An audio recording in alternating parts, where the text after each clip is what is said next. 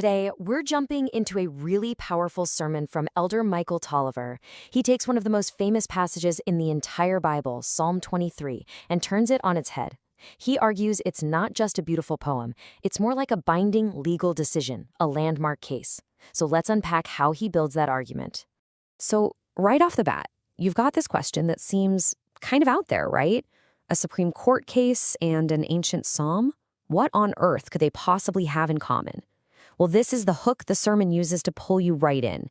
And the answer, it turns out, all boils down to one incredibly powerful idea: precedent.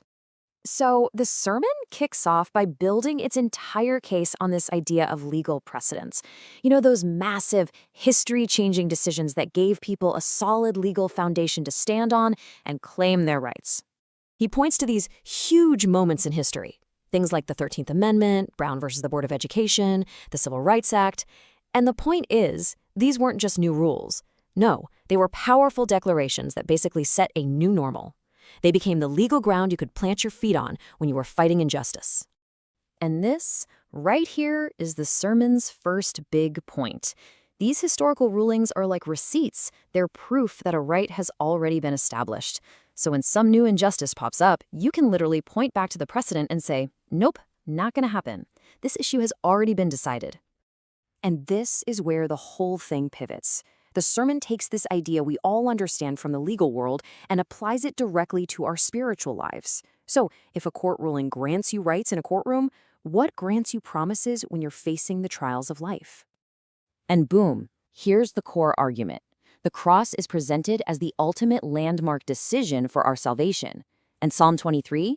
That's framed as a binding spiritual decision that guarantees God's provision. That famous line, "The Lord is my shepherd, I shall not want," it's not just a comforting thought. In this view, it's a verdict.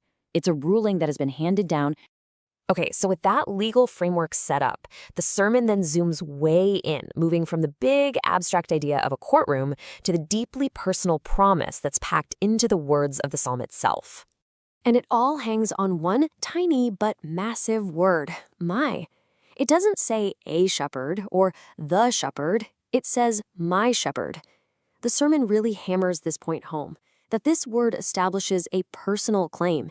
It means this is a relationship where the shepherd takes on full 100% unbroken responsibility for absolutely everything in the sheep's life.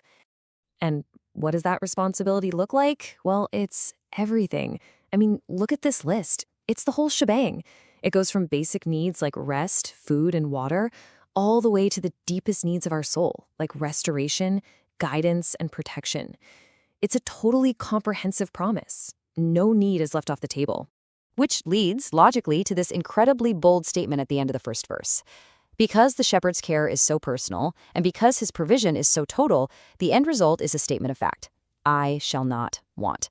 It's not I hope I won't want. It's a declaration. It's a statement of complete and utter sufficiency. But of course, life isn't always green pastures and still waters, right? We all know the journey inevitably takes us through some dark and scary places. So this next part of the sermon tackles probably the most famous line in the whole psalm, that walk through the valley. To get this point across about God's protection, the sermon uses this brilliant analogy from an old Superman movie. Picture this. A man is being rescued from a burning building, and halfway through the flight to safety, he starts to panic. And Superman's response is just perfect. It's the key to this whole idea. The same power that saved you in the first place is the exact same power that's going to sustain you now. Now, here's a super important detail the sermon points out. The verse doesn't say we walk through death. It says we walk through the shadow of death. And that one little word, shadow, is the setup for maybe the most powerful analogy in the entire sermon. The sermon shares this amazing story about a pastor, Dr. Barnhouse. Right after his wife's funeral, he's driving with his kids, trying to explain what happened. And as a huge truck rumbles past, casting a big shadow over their car, he asks them this incredibly simple yet profound question. And his kids answer, it's just so simple and so deep. Of course, they'd rather be hit by the shadow. A shadow has no real substance, you know? It has zero power to actually hurt you.